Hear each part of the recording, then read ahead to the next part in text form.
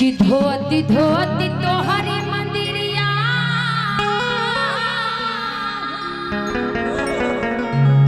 कि हथवा खियाइले हो कि धोती धोती तोहरी मंदिरिया कि हथवा खियाइले हो कि तबो नाही काहे मैया कि दया तोहराइले हो कि तबो नाही काहे मैया। एक भक्त माँ के दरबार में जाके माँ से कहता है कि माँ हर रोज मैं आपके दरबार आता हूँ, हर रोज हाजिरी लगाता हूँ मैया, रोज मंदिर को धोता हूँ, लेकिन पता नहीं मैया आपका ध्यान है तो कहाँ है। बड़ी प्यार से भक्त अपनी माँ को कहता है क्या 1 2 3 4 जिनको माँ से प्यार है उन्होंने थोड़ी तालियां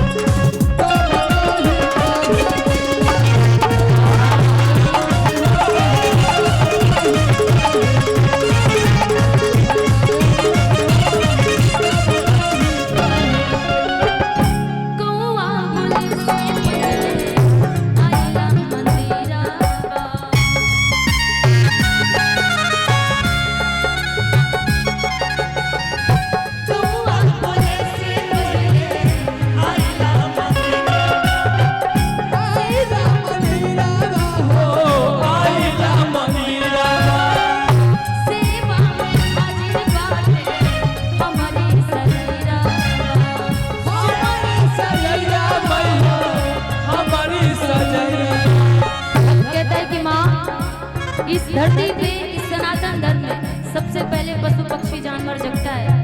लेकिन मैं एक ऐसा बोध बालक हूँ माँ, मैं एक ऐसा बेटा हूँ, एक ऐसा भक्त हूँ माँ आपका, जो उस जानवर से भी पशु पक्षी से भी पहले जग के आपके मंदिर पे आता हूँ, आपके दरवाजे पर आता हूँ, हाजिरी लगाता हूँ। लेकिन इतनी कठोर माँ ऐसे कैसे बन गई? भक्त कहता है क्या गावती गावती हरि भजनिया गावती गावती तोहरी भजनिया होठवा छुरई हो गावती गावती तोहरी भजनिया होठवा छुरई हो तब नहीं काहे मैया तब नहीं काहे मैया तब नहीं काहे मैया दया तोहरा आइले हो तब नहीं काहे मैया।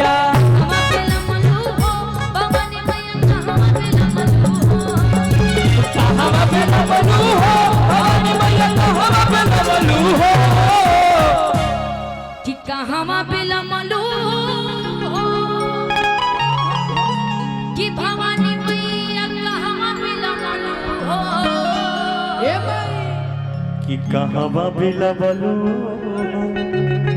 भवानी मैया कहवा बिलवलू भवानी मैया सेवा का जो हेला तोहर बाटा तू रहिया मैया कहवा बिलमलू हो भवानी मैया सेवा का जो हेला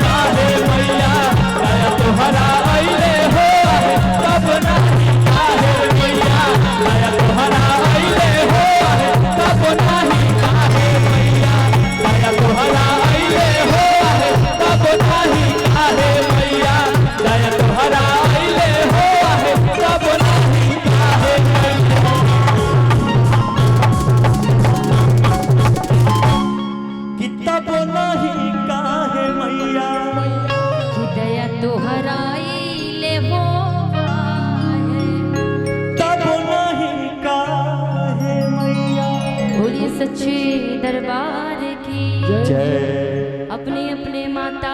पिता की जय।